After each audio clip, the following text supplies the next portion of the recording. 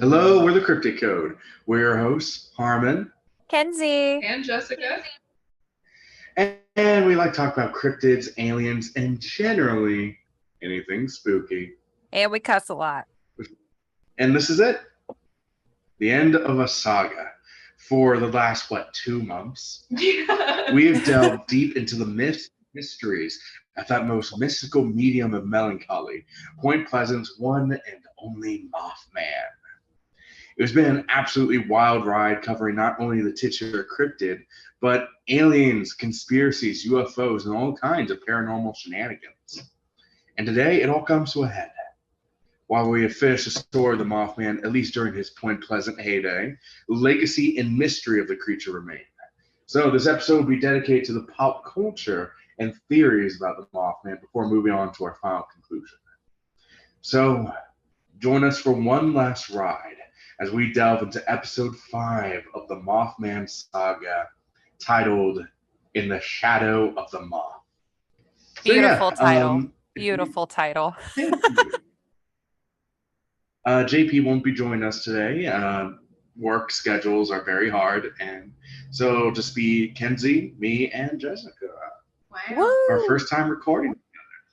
And I'm going to be honest, folks, this episode is going to be a lot shorter because I left like a good 30-minute gap for me to argue with JP, and we're missing our skeptic. So, yeah. Oh my God.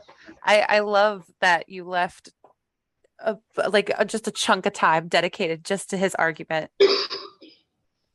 Yeah, like he was supposed to be a big part of this. Aww. This is going to be our final showdown.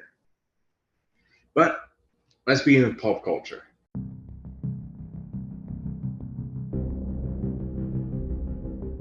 And what is there to even say? Mothman is a monolith of cryptozoological fascination. He's literally challenged Bigfoot for the spot of America's favorite cryptid, at least earning a spot among the big three. From books to movies to a whole festival, the legacy of the Mothman has left quite an impact. So, where to begin? The books seem as good a place as any. Mothman was the subject of 2 feature books published both in 1970. One was Gray Barker's The Silver Bridge, which helped cement the idea of a connection between Mothman and the collapse of the titular bridge. The other was John Keel's Fortean Tour de Force, Creatures from Time and Space, which featured a handful of Mothman sightings and a book that was more of an anthology of supernatural cases than a direct deep dive. He would further expand on the story of Point Pleasant's perilous journey into strangeness in 1979 with his most famous book, The Mothman Prophecies. Believe it or not, it was originally entitled The Year of the Garada, referencing the half-man, half-bird demigod of the Hindu religion. I take it you all are familiar with the Mothman Prophecies. Literally Not. that is literally the only book I know about in regards to the Mothman. I thought you were just going to say that is the only book I've ever read. No, you know for a fact that is not true. But I will say, you also talked a lot about the Mothman prophecies, so I feel like I know it from you from like years ago.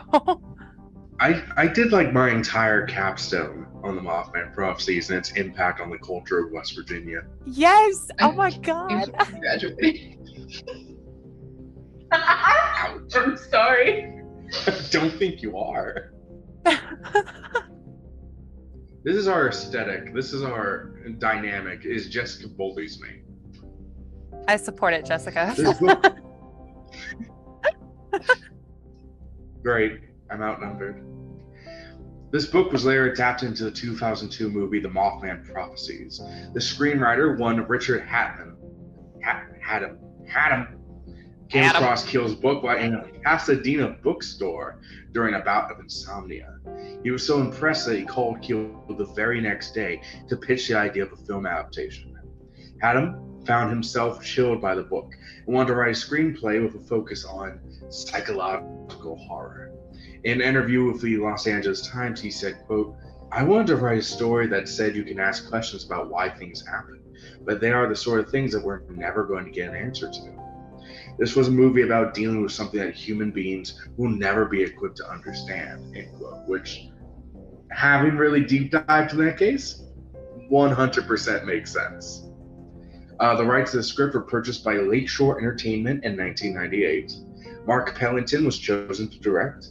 And though I say the film is an adaptation, it's more like a modern reimagining, with inspiration taken from the book rather than a one-for-one retelling. Possibly the biggest change is that the film is set not in the 1960s, but the then modern day of 2002.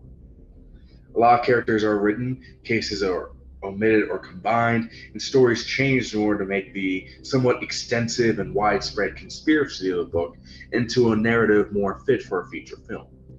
However, some stand-ins are pretty easy to see amongst the cast of characters. For example, Gordon Smallwood, played by Will Patton, fills a role of Woodrow Derenberger as the contactee with his life ruined by a connection to the paranormal. Connie Mills, played by Laura Linney, was their version of Mary Hyre, but as a sheriff instead of a reporter. She served as a local to help bridge the gap between the frightened townsfolk and the main character wrapped up in the madness. Richard Gere as John Klein, which is obviously supposed to be John Keel. Keel himself approved of this, commenting, quote, "Richard Gere does a great job of gradually going nuts," end quote. There's a second character representative of Keel, though.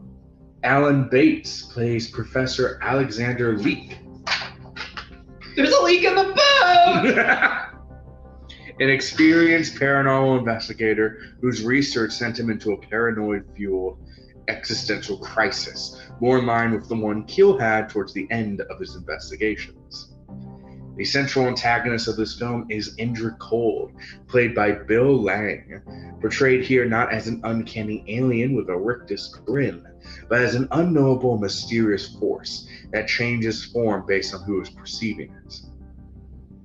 Cole's most terrifying scenes, however, are the ones where he delivers chilling phone calls to Klein, often detailing unsettling predictions or making grim statements about Klein's dead wife. And these scenes are affected due in large part to the fantastic voice work from the director himself, Mark Pellington. Point Pleasant, the film, was played instead by the town of Katanning,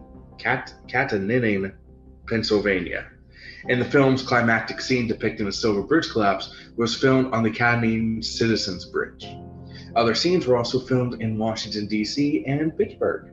Whoa. The film's soundtrack, the film's soundtrack was composed by a creative lab named Tom and Andy, one word, no caps, with additional songs provided by King, Black Acid, and Low.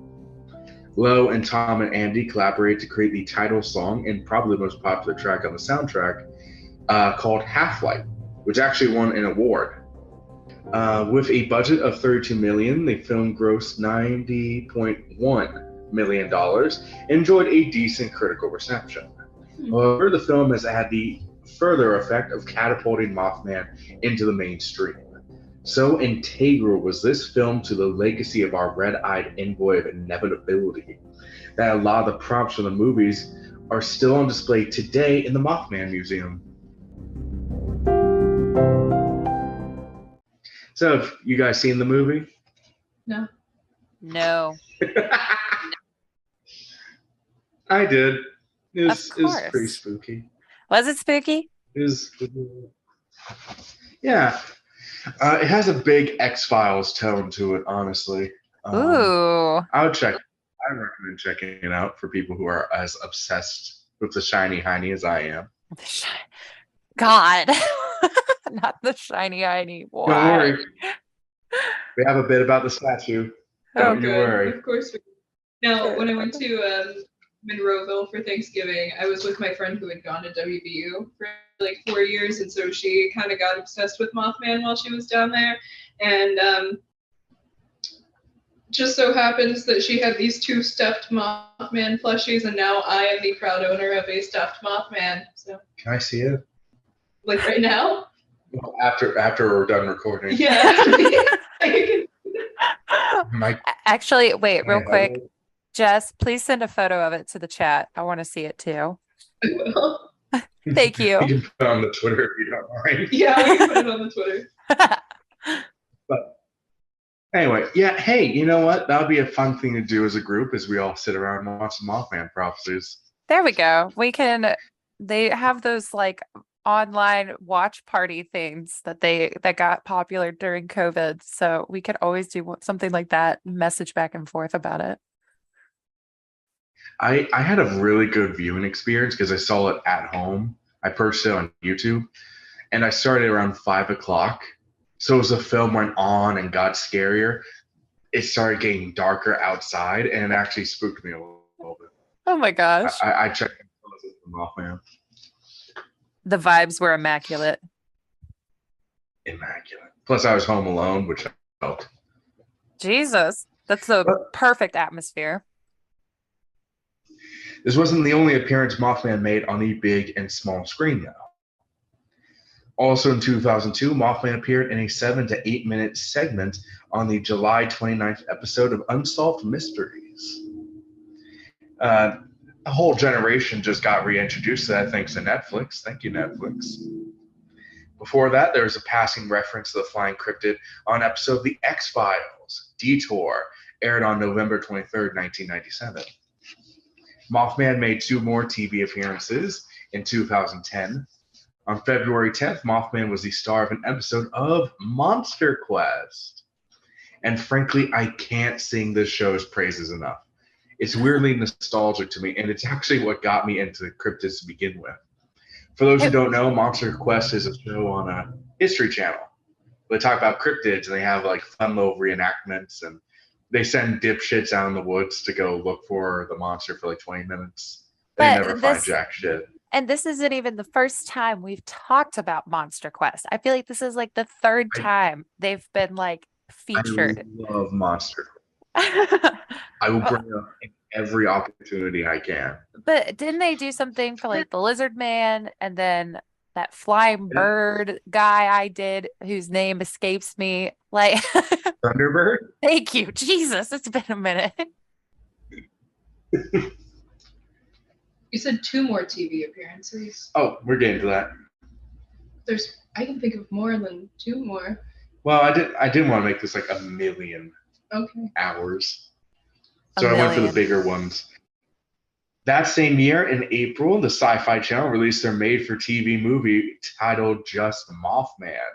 Instead of a harbinger of misfortune, their version of Mothman is recast as a supernatural agent of vengeance, conjured up by an ancestral curse to kill those guilty of murder. In the film, it hunts down a group of friends after they cover up the accidental drowning of one of their own. And the film sucks. The cheapness is clear as day. Their Mothman, though having an interesting design, he doesn't resemble what they're described to look at all. But their version of Mothman is almost like a funeral veil. Like his face is like a funeral veil that parts open when he kills people. Ew. But it's in CGI. CGI that looks shit. Oh, yeah, the God. version of Moth Nazgul than a moth.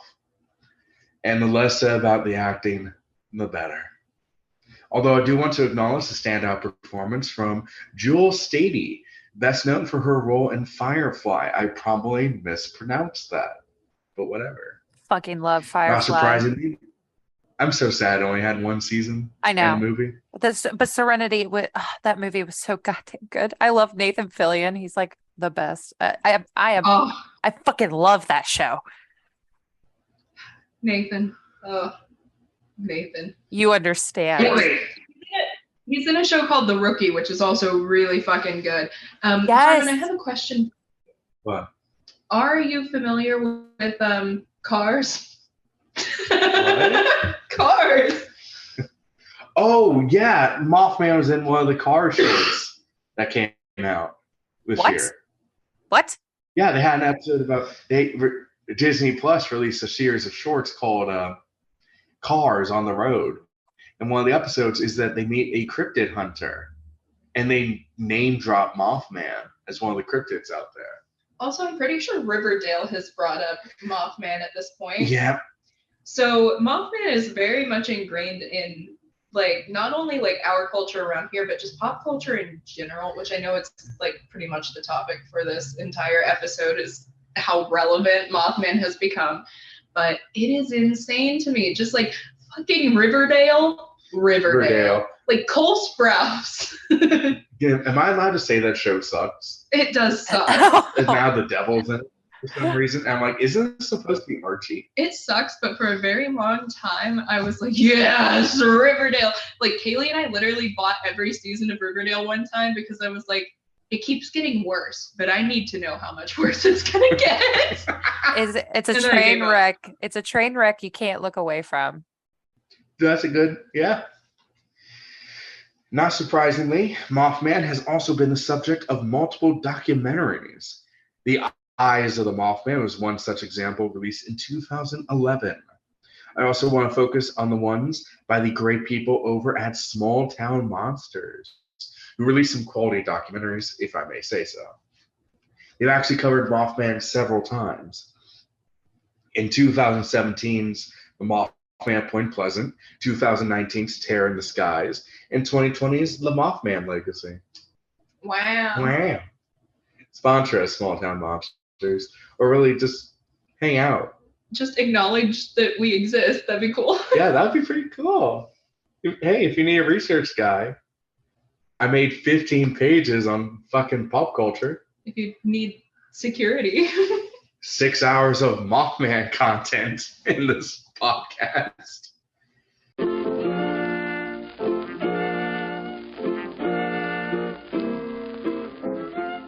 However, the Mothman's presence is best felt where else but his own hometown of Point Pleasant. As a legend has risen in popularity, Point Pleasant has accepted their winged wonder as a welcomed, beloved piece of local history. Multiple stores have opened with products themed around the creature. Not to mention, an entire Mothman-themed food industry seems to have popped up in the small town. What's the Scoop is a local ice cream parlor that offers Mothman sundaes with red cherries for eyes and graham crackers for wings. Village Pizza Inn, itself a site of a Mothman counter, makes a special Mothman pizza with mushroom wings, bell pepper legs, and cherry red tomatoes for the red eyes. And the coffee grinder sells all kinds of moth-related treats, like Mothman milkshake, Mothman droppings, which are actually just espresso beans covered in chocolate, Mothman cookies, and many more. What? Mothman droppings? Yeah. I understand chocolate covered espresso beans because I love those, but like I can't imagine just someone being like, fuck yeah, moth poop. Hey, I've met some weirdos on the internet who would be into that. I have to. And we're gonna get to one of those weirdos. Oh, good. In a bit. Oh. Don't you worry. And finally, the Mothman Urban Legends Bar and Grill, which sadly is no longer open. Aww. I should have visited when I had the pour one out for a homie. And of course, a discussion on Mothman's pulp cultural impact wouldn't be complete without mention of the Mothman Festival. Right off the publicity of the movie, the first Mothman Festival was in 2002 and still runs today. I actually attended the 2022 Mothman Festival and it was so fun. They had guest speakers, live music, and lots of cryptid-themed merchandise. Not just Mothman-centric either. You could find stuff for the Flatwoods Monster, the Beast of Grafton, and one group came all the way from Wisconsin to represent the Hodag. Hey, Hodag Check out represent. I was gonna say, do we have an episode on the Hodag? I'll Yes. have to send that to my friend Audrey. She lives in Wisconsin now. Oh, yes. It affected JFK, but that was a story for another episode. Fan meter visitor. On average, the Mothman Festival pulls in over 15,000 people every year. But after the COVID lockdown, the streets were packed. They said easily up to like 20,000 people at this year's Mothman Festival. This is just insane. That's 20,000? amazing. Is that what you Yeah. just said? Nuts. I've never been to Point Pleasant, so I don't know what it looks like. We have to go. I know we have to go. We have to go. They have an escape room now, themed on Mothman. Mothman, oh Mothman. That's another pop culture bullshit. In 2002, Charles Humphrey, organizer of Main Street Point Pleasant, which acts as kind of like a group of businesses trying to invigorate the town's economy, drove out to meet with one Bob Roach. He wanted the retired welder to build something that would act as a beacon to draw tourists and cryptid lovers to their humble town. A metallic statue of a creature that would stand on Main Street. Bob took some convincing, but Charles supposedly won him over with a single promise. Quote, Bob, you make that Mothman and you'll be known around the world. End quote. September 13th, 2003, the finished project was unveiled. The statue depicted the Mothman as a humanoid creature with ruby red eyes, massive butterfly-style wings, chiseled abs, and the now infamous shiny hymen, showing that the Mothman does indeed do squats. Double cheeked up on a Thursday afternoon. I'm sorry, we're brain damaged. Dame damaged. Am I apologizing to Kenzie or the listeners? Yes. The opening ceremony even was attended by one John Keel, who came as the guest of honor. So popular was the statue that the Mothman Museum actually hosts a Mothcam stream with a 24-hour stream of the statue at any time. What? Yeah, you just look at the statue. That's insane. I love it. I love it. Of course you do. Mothman, if you're listening, please marry me. Mothman, oh Mothman, you really know how to treat a harmon. Now, in the last few years, a bizarre ritual has popped up around the Mothman statue as anonymous devotees have been leaving cans of beans in front of the statue, almost like offerings left at an altar. Have any of you seen this before? The museum posts about it. It actually used to be a big problem. People just leave so many fucking cans of beans there. Okay, but then they could collect them and like donate them to a food shelter or something. That's good. I mean, honestly, I think it's interesting for sure. What kind of beans? Just baked beans. Baked beans? Baked beans. Okay, so like not like black beans or garbanzo beans or green beans, or just baked beans. Like Bush's baked beans, or like off-brand? Usually Bush's. Usually Bush's. It's a very West Virginia type of deal. I think that's interesting. I don't know. I don't understand the point though. There's two explanations. Okay. I'll get to them in a bit. Kenzie, have you heard of this? Seen beans? Heard of beans? No. Yeah, leaving beans for the moth. Never. Ever, never. All right. I'm surprised you haven't even mentioned it to me prior to this. It's so stupid. Now, I found two explanations for this. One is that it's tied to the Mothman cult presented in Fallout 76, since cans of beans are common food items in the game. I bet that's it. The second is a bit more fucking weird. Mm-hmm. Posited by one Infinite Jester Flop on Twitter, that's their username. The bean connection comes from the works of a writer named Chuck Tingle. In his seminal work, quote, Bisexual Mothman Mailman makes a special delivery in our butts. That's the name of the book. Chuck Tingle, I should mention, is a prolific author of surrealist, comedic, cryptid-themed erotica. Ew!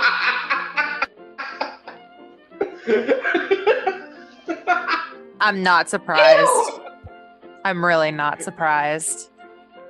Dude writes like 50 books a year. That's fucking disgusting. Why are we sexualizing the cryptids? I'm not surprised. Chuck Tingle, if you're there, sponsor us. Just Chuck Tingle sounds icky. Yeah. Tingle. Tingle. Tingle. Tingle. Please, fuck. please don't be offended by this, Chuck. No, hey, you know what? I kind of stand him. Hey, if you can make a profit doing that, go for it. How do you make a profit doing that? He sells a lot of ebooks. Oh, I bet he does. Well, and also, real quick, there is a huge section of erotic, like, fan fiction. So, I mean, it's really not that far-fetched. And there's a huge, like, platform of people who read it. So, let's not, no shame. Here's some other titles. Pounded in the Butt by my handsome sentient library card, who seems otherworldly, but in reality is just a natural part of the priceless resources our library system provides. Why are his book titles like old Panic at the Disco song titles? Dude won a Hugo Award. 2 of them. I don't know what a Hugo is. It goes to the best sci-fi writer. Yeah. What the fuck? There's also bisexual buckaroos. And he has a D&D style RPG coming out soon. Set in the Tingleverse. The Tingleverse. Not sponsored.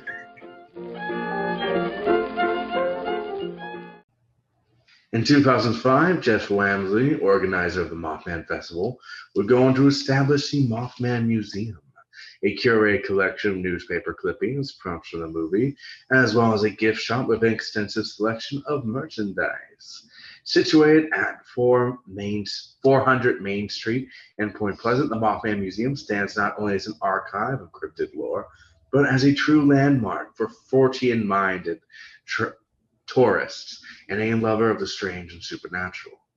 This year, to my knowledge, I heard they are renovating and actually adding a Mothman-themed escape room, which I think would make for a fun episode at some point. Ooh. Across the street is the Point Pleasant Train Company, an extension of the museum, but with more of a novelty store edge to it. They sell Mothman root beer, some of the best cryptid-themed t-shirts I've ever seen, and lots of other stuff. More than just dildos? What? Mothman dildos? There's a market for that. Yeah, as Chuck Tingle has demonstrated. Exactly. But no. More than just Mothman, they sell items themed around Bigfoot, aliens, UFOs, and generally anything spooky. Probably the most obvious hypothesis given our focus on UFOs is that Mothman is an extraterrestrial. Do I even have to explain this one? We had an entire episode dedicated to bizarre lights seen over Point Pleasant. We have grinning men claiming to be from Lanulos, cattle mutilations very similar to those seen in UFO hotspots, and Mothman definitely seems like something out of this world. Not to mention the presence of Air Force officials and possibly federal agents on top of WVSS makes sense. Project Blue Book, the Air Force's initiative to catalog and research cases of UFOs, was up and running until 1969. Nice. So if there were alien antics about, it makes sense for the government to have some clandestine investigation. The Gray Men's eerie behavior seems reminiscent of disguised aliens. Being from another planet, they wouldn't understand the finer points of human behavior. That also brings us to another theory about Indra Cold and the Gray Men themselves, that they're manufactured humans, possibly even hybrids. Think about it. The blood truck robbery. The vague NASA warning about women throwing babies from windows. Heck, several of the most prominent Mothman witnesses were women either with babies or pregnant with them. There's that one case of the man who got robbed by the humanoids. When he was stargazing with his cousin, they asked if the cousin was his wife. So it seems like they do have an interest in human reproduction. Ravenwood, those 2 teens were flashed by UFO while they're doing the do. So it seems like they have an interest in genetics, let's say. Darren Berger's own wife said that they could blend into humanity disturbingly easily. What if this isn't their first visit? What if Indra Cold and the Grinning Men are the results of years and years of genetic experimentation to make hybrids who can embed themselves in our communities, our government, our world? But if Mothman is an extraterrestrial, that raises an important point. I mentioned the Mothman phenomenon had lost some similarities to other cases of UFOs and alien encounters. That makes one wonder why those UFO hotspots aren't also having Mothman sightings. If a Mothman was an ally to the extraterrestrials, why don't more UFO encounters involve a creature like Mothman? Thoughts? Y'all think it's an alien? I don't know, Harmon. Alien is just so hard to like accept without further proof, I guess. So that one's always hard for me. But Okay. I will say on the like the demon angel part too. I've when I first heard about Mothman when I was younger, I heard him referred to as like a guardian angel. That is how I always heard him, but not in the sense of like heaven and hell, but more so in the sense of like, it was a warning sign and all that. So I don't know. That all of those theories are very interesting. I don't know about the alien thing. I believe in aliens, very much so. But I don't think Mothman is an alien. Okay. We'll save it. I was going to ask who you think it is, but I think we should save that for the discussion. John Keel has his own theory. The Mothman is not an extraterrestrial, but an ultra-terrestrial. I believe we covered this concept before, but the ultimate difference is that ultra-terrestrials are native to Earth, but instead come from a different, perhaps even higher plane of existence. It would be almost Lovecraftian or eldritch in nature, utterly incomprehensible to humanity, as their perceptions would be completely unlike our own. One example would be their perception of time.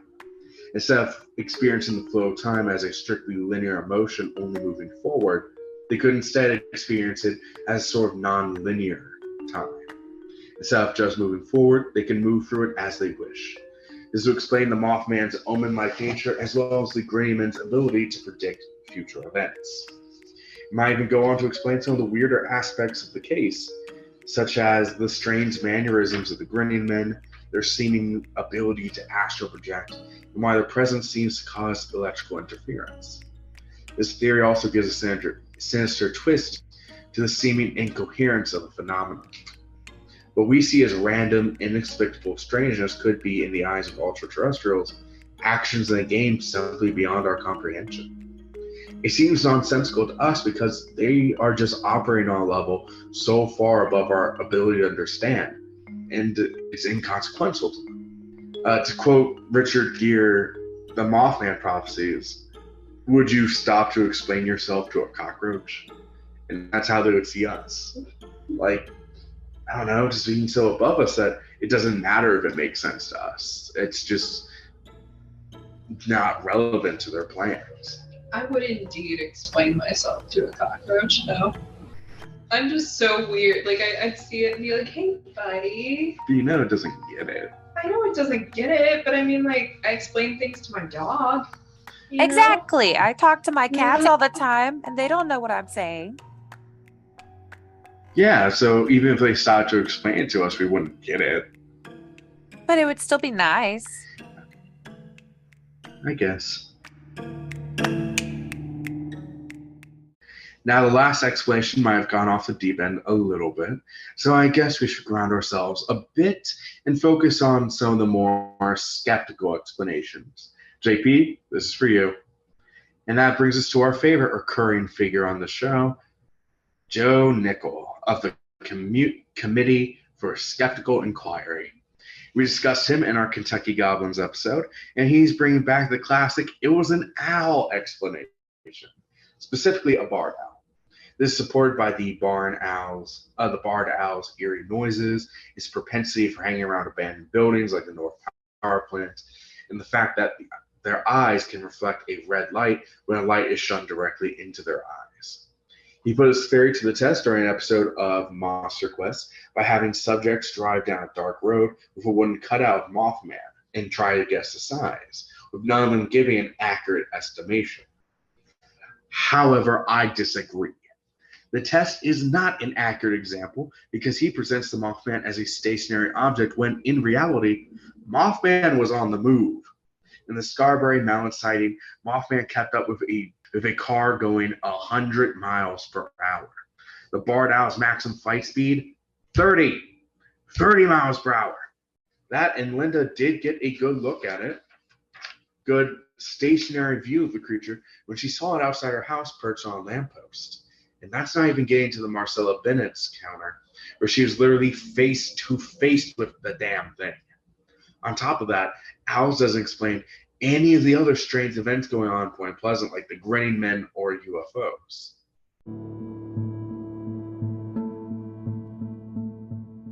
But with that dip into the rational out of the way, I want to present a new theory, an original, from yours truly. One that I think sounds insane on the surface, but as you dig deeper, makes a lot of sense. Mothman is a fairy. For those unaware, let me get into it. Better known as a fae. For those unaware, fae are creatures from Irish/Celtic myth, predominantly known as nature spirits. They range from house gnomes to banshees and so on. And I believe that Mothman, as well as the surrounding strangeness, may be part of fae trickery. It starts to make sense when you think about some of the finer details in the case. The stranger at Mary Hyer's office who took the pin after she offered to let him have it. Anyone familiar with a fae knows that they have very elaborate laws of hospitality, and gift giving is a huge part of their culture. Often the exchange of gifts with the fae gives them a sort of power over you. After taking the pin, the grinning man seemed to take a more intense approach towards Mary Hyer. Speaking of which, there's also the recurring theme of gold. The librarian, Stocking J. Pyro, asked if there's AU, which is the chemical symbol of gold, before she emerged from the dress rack. The checker-suited man seemed warded off by the gold crucifix. Now, typically the fair are warded off by iron. But in a few select stories, certain fae, such as the Dullahan, which we better know as the Headless Horseman, can be repelled by gold. Further, this would explain why there seem to be two contesting factions. Apol constantly referred to an enemy, and many of the actions taken by the grinning men seem contradictory. We also have the humanoids who robbed that one witness, and Andrew Cold had to recover his stuff. This might be explained by the fact that in Celtic myth, there are actually two groups of fae, the Seelie and the Unseelie court. The main difference between the two is that the Seelie court are assholes, and the Unseelie court are even bigger assholes. So what we're seeing is MIBs might be fairies in disguise, which is why, again, they don't get the finer points of human interaction. And it also kind of fits in with the whole idea of changelings, sending fae who would learn about human society and blend in, shapeshifting into humans. Past that, it even gives a reason for the poltergeist activity, as the fae also include a variety of house spirits, fairies that tend to live within human homes. One prime example is the brownie of Scottish tradition, who, when provoked, is known to smash objects, make noises, and throw things around the house. All behavior described by witnesses in Point Pleasant. Like Linda Scarberry and Mabel McDaniel, their home was filled with poltergeist activity after they saw the Mothman. Apol's predictions of coming disaster are reminiscent of the Banshee, foretelling coming death. Speaking of Apol, he himself states the Mothman is a creature from underground. Surprisingly, that still fits with the fae theory. You see, in Irish myth, there is a race of monstrous creatures known as the Fomorians.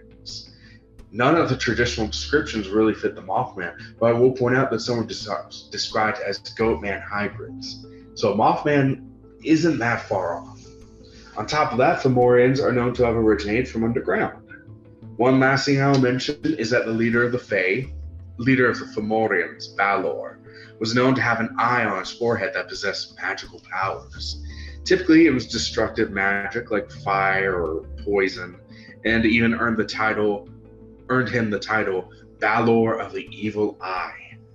Though Mothman's eyes never shot flame, there is a connection between the terrifying effect of its gaze and the evil eye we see of the Fomorian. And finally, the predictions. The titular prophecies, foretellings of great disaster and death. Well, that's not that different from a banshee's cry, right? The Fae are frequently seen as omens of demise, and this fits neatly into their modus operandi. Thoughts? I mean, it's a good theory. Repeat your question, Harmon, like your end question. Why I said thoughts. Repeat that, please. I blanked. Oh. Just say your last it's just sentence. saying that the prophecies aren't... Yeah. Go, the Fae are frequently seen as omens of demise, and this fits neatly into their modus operandi. Okay. I mean, see, it's okay, real fast. It's not that I don't believe in this kind of stuff. I do to a degree, especially with aliens and but when it gets into Fae territory, I don't know. I struggle a little bit because I feel like a lot of these different folklore and mythological creatures, they all have some overlap. So it's hard to say that Mothman is any particular thing. Does that make sense? So yeah, maybe all. Huh? Can I hit you with a piece of evidence I learned at the Mothman Festival? Okay. Back when we were Pangea, when we were one supercontinent, West Virginia and the Appalachians were connected to the Irish and Scottish Highlands. So that might be why Fae are a thing here. Huh. Yeah. Oh. Huh. But okay, listen. There's just a lot of theories and there's just a lot to wrap your head around because the Mothman just happens to be a lot. So yes, there's all these things that could say some of these theories sound better than some of the other ones, but I still really believe if you technically just smashed all these theories together, you would get Mothman. Yeah, they always seem to describe a little bit of why. Yeah. But none seem to really capture the picture. Exactly.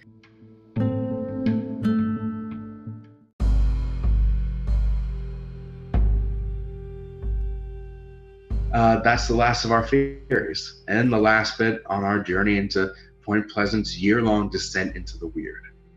There's no more evidence, no more theories, just the finale we've all been waiting for. So, the discussion. And let me ask for the last time this season, do you believe? Jess, you go first. All right, in Mothman, yes. I don't know exactly which theory I would believe is the exact explanation. You don't have to pick a theory. It just, if you think the Mothman phenomenon is something anomalous, is something paranormal.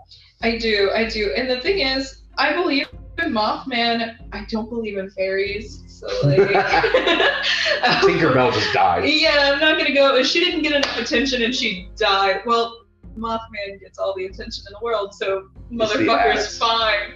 But I don't know. It's a really hard one to kind of fit into one category because there is so much surrounding it. We're gonna break it into pieces. So let's just start with the Mothman himself. Do we believe? Yes. Kenzie? Yes. And I have to believe. So that's round one. Indra Cold in the Grinning Men. Do we believe? Yes. I also say yes. I don't Are you know. not convinced? I'm not really convinced. Okay, what do we need to convince you? Let me argue this point. I don't know. Walk me. Okay, what did you call them again? The Grinning Men and the Gray Men? You cut out. Indra Cold and the Grinning Men. Okay. They're known for the big smile. See, there's just been so many horror movies lately playing off of it that I can't take it seriously in general. But that shouldn't reflect on a case from the 60s. I guess not, but it's just a weird, again, it's just another weird one that I'm just kind of Well, I call them Grinning Men. You probably know them as the Men in Black. Yeah. I mean, they're Does that suspicious. It's suspicious, but like, there's all those Men in Black stuff, and it can be explained sometimes. thing of Indra Cold though is that he spoke to Woodrow Derenberger telepathically. Woodrow Derenberger was found to have no mental illnesses. He was examined by 2 different doctors, and one of those doctors would get telepathic messages from Indra Cold himself. Which is why I'm convinced. I think Indra Cold is real. But telepathy, Harmon. Real, like, come on. Yeah. I don't. What you mean by that? Telepathy. I know that sounds weird coming from somebody who's like, oh yeah, like stones have energies, and I do spell jars, but I don't know. There's just some parts of it that like just make me not want to say yes, I believe in it, if that makes sense. Okay, that's good. Okay. So are you going no or just on the fence? I'm on the fence. 'Cause I can't say no either, but I can't say yes. I have to be authentic. And I guess we'll end on this part. The UFOs. Yes, absolutely. Yes. What makes you so sure? My great grandmother saw a UFO in like the 60s. Okay, and I believe too. Man, you're really feeling JP's absence right now. I know, he'd be the one no. He'd be like, no, fuck you guys. All those things, false. All those things, fake. They're all bears. Bears. Bears. He calls everything bear. Everything's a bear. Wow, it has scales. It's a bear. It has wings. Also a bear. It's a bear in a fairy costume. But regardless of what we think the Mothman is, any theories we have about it, overall, how are we all feeling? Yes or no? Yes. Do we believe in the Mothman phenomenon? Yes. Okay, that's all yes. Fuck yeah. Hey, Jake, you wanted to argue. You should have fucking been here. Harmon. You can suck it. I don't know you. You can't suck it. Harmon, I could never argue with you against the Mothman. Like, even if all your arguments, like, leading up to this, like, all your evidence and stuff hadn't been very, like, good, like, I still probably wouldn't have argued with you because you're a Mothman lover. I can't take that away from you. Thank you. I appreciate that. You're welcome. I have it.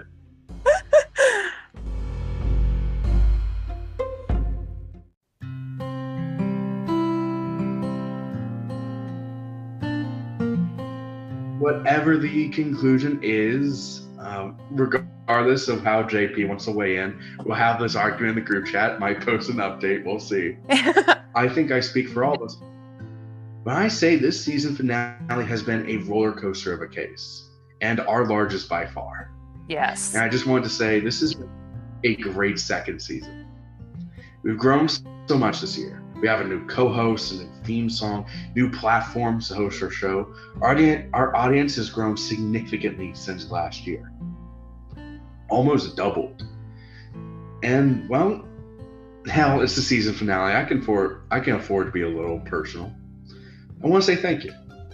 Thank you to my amazing co-hosts. I am so lucky to get a chance to sit around a table and talk with some of my best friends and discuss creatures that exist somewhere between science and superstition. Thank you to Katie at Appalachian Oddities who support the show every step of the way, and most of all, thank you, listeners. The strangers who join us episode after episode to hear us discuss these incredible creatures. I hope this show can be a reminder that the world is full of things beautifully strange and strangely beautiful. I hope that sparks, however tiny it might be, a sense of wonder at the possibility of what could really be out there. Out in the snow-tipped mountains, in the shadow-clad forests, out in the deep blue seas or the expansive skies above. Is there, beyond the hustle and bustle of our lives, that remember the world still has room for the weird and the wonderful. And that's going to wrap up season 2 for us then. But don't fret, friends, because this